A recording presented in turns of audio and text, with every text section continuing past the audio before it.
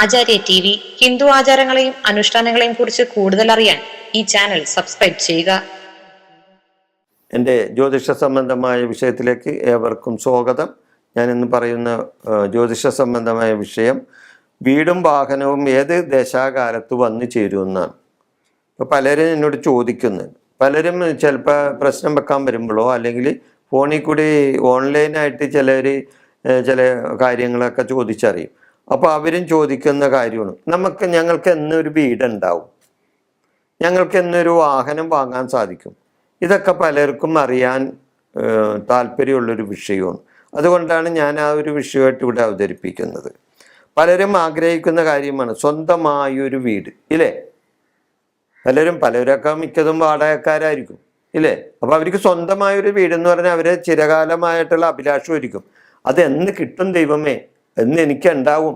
സ്വന്തമായൊരു വീട്ടിൽ കിടന്ന് എനിക്ക് മരിക്കാൻ ഇടവരുമോ? അല്ലെങ്കിൽ ആജീവനാന്ത കാലം മുഴുവനും ഞാൻ ഈ വാടക കൊടുത്ത് മുടിയണോ? ദൈവമേ, എനിക്ക് അങ്ങനെയുള്ളൊരു കാലം ഉണ്ടോ എന്നൊക്കെ ചിന്തിക്കുന്നവരുണ്ടാകും. അതേപോലെ ഒരു വാഹനം, അതേപോലെ തന്നെ ചിലവർക്ക് വാഹനം അത്യാവശ്യം, പക്ഷെ ആ വാഹനം സ്വന്തമാക്കാൻ അവർക്ക് സാധിക്കുന്നില്ല. അപ്പോൾ അതും ഏത് കാലത്ത് അവർക്ക് ഉണ്ടാവും എന്ന് അവർക്ക് അറിയാനായിട്ടൊരു ജിജ്ഞാസ അവർക്കും ഉണ്ടാവും. നമ്മുടെ ഗ്രഹനില അനുസരിച്ച് ഓരോരോ ഗ്രഹത്തിൻ്റെയും ദശാകാലത്ത് ഓരോരോ അപഹാരകാലത്തും ആ ജാതകന് ആ ഗ്രഹം കൊടുക്കേണ്ടതായ സമയത്ത് കൊടുക്കേണ്ടതായ കാര്യങ്ങൾ കൊടുത്തിരിക്കും, ഒരു സംശയമില്ല. അതായത് ഓരോ ദശാകാലത്തും ഓരോ ജാതകനും ആ ദശയുടെ ദശാനാഥൻ ആ ദശയിൽ പറയുന്ന കാര്യങ്ങൾ ആ ജാതകന് കൊടുത്തിരിക്കും. അത് വിശ്വാസിയാണെന്ന് കരുതിയല്ല, അവിശ്വാസിയാണെന്ന് കരുതിയല്ല. ഗ്രഹങ്ങളെല്ലാം ഭൂമിയിലേക്ക് ആകർഷിക്കപ്പെടുന്ന വസ്തുതയാണ്. അതായത് അനേകം പ്രകാശവർഷം അകലെ നിൽക്കുന്ന ഗ്രഹങ്ങളെല്ലാം ഭൂമിയിലേക്ക് അതിന് സ്വാധീന ശക്തിയുണ്ട്. അതിനെപ്പറ്റി കൂടുതൽ ഞാൻ സംസാരിക്കുന്നില്ല. അപ്പോൾ ആ സ്വാധീന ശക്തി കൊണ്ട് ഓരോ ഗ്രഹങ്ങൾക്കും ഓരോ ജാതകന് കൊടുക്കേണ്ട സമയങ്ങളിൽ കൊടുക്കേണ്ട കാര്യങ്ങൾ കൊടുക്കാനറിയാം. അത് അവർ കൊടുക്കും. അപ്പം അത് ഏതൊക്കെ ഗ്രഹത്തിൻ്റെ ഏതെല്ലാം കാര്യങ്ങളിൽ ഏതെല്ലാം ദശാകാലത്ത് ഈ വസ്തുക്കൾ അവർക്ക് വന്നു ചേരും, അതാണ് അറിയേണ്ടത്. അപ്പോൾ അത് കിട്ടാണ്ട് വരുമ്പോൾ നമ്മൾ ചോദിച്ച് മേടിക്കണം, ഇല്ലേ? അപ്പം വീടും സ്ഥലവും കിട്ടാണ്ട ഒരു ദശാകാലം കൂടുതലായിട്ടും സാമാന്യന് വരുന്നത് ശുക്രനാണ് വീടും വാഹനവും തരുന്നത്. അപ്പോൾ വീടും വാഹനവും നമുക്ക് തരുന്നത് ശുക്രനാണ്.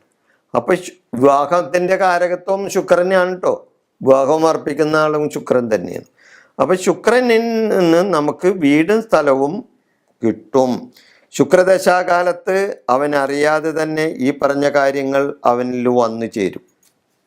ശുക്രദശാകാലത്ത് മറ്റ് ഗ്രഹങ്ങളുടെ ദശാകാലത്തും ഇതൊക്കെ സമ്പാദിക്കാൻ പറ്റോ? ഇല്ലെന്നൊന്നും ഞാൻ പറയുന്നില്ല. എന്നാലും സാമാന്യേന ഈ ദശാകാലത്ത് തീർച്ചയായിട്ടും ഇവർക്ക് ഈ വീട് വാങ്ങാനും ഈ വസ്തു വാങ്ങാനോ അല്ലെങ്കിൽ പെരപണിയാനോ അല്ലെങ്കിൽ വാഹനം വാങ്ങാനോ ഒക്കെ ഈ ശുക്രൻ്റെ ദശാകാലത്ത് തീർച്ചയായിട്ടും അവർക്ക് വന്നുകൂടും. ദശാകാലത്ത് ദശാനാഥന്മാർ ഇവർക്ക് കൊടുക്കേണ്ട കാര്യങ്ങൾ കൊടുക്കും. അപ്പോൾ ഈ വീടും സ്ഥലവും വന്നു ചേരാൻ ശുക്രൻ്റെ ദശാകാലമാണെങ്കിൽ അല്ലെങ്കിൽ ശുക്രൻ്റെ അപഹാരകാലമാണെങ്കിൽ നിങ്ങൾ എന്താ ചെയ്യുന്നത്? അതിനായി ശുക്രൻ്റെ ഗായത്രി മന്ത്രം ഒന്ന് ചൊല്ലുന്നത് നല്ലതാണ്. ശുക്രൻ്റെ ഗായത്രി മന്ത്രം ഓം അശ്വധ്വജായ വിദ്മഹേ ധനുർഹസ്തായ ധീമഹി തന്നു ശുക്ര പ്രചോദയാത്.